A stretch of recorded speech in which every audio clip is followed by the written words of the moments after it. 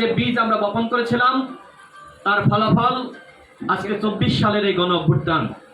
এই গণ অভ্যুত্থানে একটি বক্তব্য সারা দেশের মানুষকে সাহস জুগিয়েছিল, সারা দেশের মানুষকে শক্তি জুগিয়েছিল। সেই বক্তব্য আমাদের সংগ্রামী সভাপতি নুরুল হক নূর তিনি দিয়েছিলেন। সাংবাদিকরা তাকে প্রশ্ন করছিলেন যে নূর ভাই আপনি নাই, আজকে আমরা ওই রকম বক্তব্য কারোর কাছ থেকে পাচ্ছি না, আপনি জাতির জন্য, দেশের জন্য, মানুষের জন্য একটি বক্তব্য দিয়ে যান যে বর্তমানে করণীয় কি। আমাদের সভাপতি বলেছিলেন, তিনি যেহেতু রিমান্ডে ছিলেন, 10 দিন রিমান্ডের পরে তাকে কোর্টে তুলেছিল, তার হাতে হ্যান্ডকাপ পরা ছিল।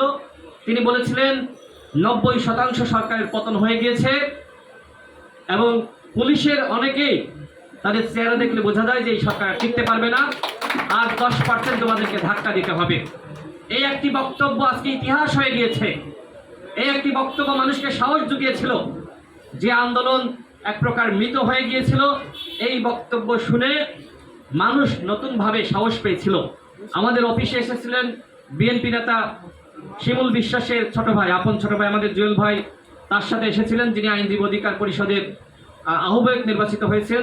আমাদের জুয়েল ভাইয়ের সাথে এসেছিলেন বিএনপি নেতা শিমুল বিশ্বাসের ছোট ভাই। এসে বললেন যে নূর ভাই, আমার মেয়েরা কখনোই রাজপথে যায়নি, আন্দোলন করে নাই, আপনার এই বক্তব্য শুনে আমি আমার মেয়েদেরকে, আমার স্ত্রীকে আর ঘরে রাখতে পারি নাই। আমরা একজন উপদেষ্টার সাথে সাক্ষাৎ করতে গিয়েছিলাম, তিনি বললেন যে আপনার এই বক্তব্য শুনে আমার সহধর্মিনী তিনি আপনার সাহসের ভক্ত হয়ে গিয়েছে, এই বাড়িতে আপনার একটি ভোটার আছে। ঠিক একইভাবে আমরা যেখানে যাচ্ছি আমাদের সভাপতির এই বক্তব্য মানুষ যেভাবে গ্রহণ করেছে, এটা গণ অধিকার পরিষদের জন্য গর্বের জায়গা, এটা গণ অধিকার পরিষদের জন্য ইতিহাসের জায়গা। যে ইতিহাস আমরা 18 সালে সৃষ্টি করেছিলাম, সেই ইতিহাস 24 সালে আমরা সম্পূর্ণ করেছি আবার নতুনভাবে। সংগ্রামী সাথী ও বন্ধুগণ, প্রিয় সাংবাদিক ভাইরা, গণ অধিকার পরিষদ কি করতে চাই সেটি কিন্তু আমরা 2021 সালে 26 অক্টোবর আমরা যে দল গঠন করেছিলাম, আমাদের যে ঘোষণাপত্র, এখানে আপনারা দেখতে পাচ্ছেন আমাদের সভাপতি এই ঘোষণাপত্রের উপরে বিস্তারিত বক্তব্য রাখবেন।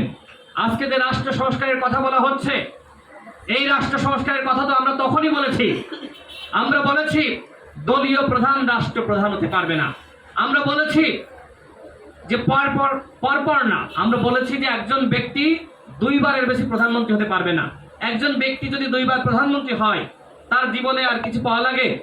শেখ হাসিনা 4 বার প্রধানমন্ত্রী ছিল, তাতে কি হয়েছে? সর্বশেষ ঘৃণার পাত্র হিসেবে আজকে আমাদের কাছে সে আবিষ্কৃত হয়েছে। সুতরাং আপনি যত ক্ষমতাকে কুক্ষিগত করার চেষ্টা করবেন, এই ক্ষমতায় একসময় আপনার জন্য কাল হবে। এই কারণে আমরা বলছি ক্ষমতার ভারসাম্যের কথা। রাষ্ট্রপতি এবং প্রধানমন্ত্রীর মধ্যে ক্ষমতার ভারসাম্য থাকতে হবে।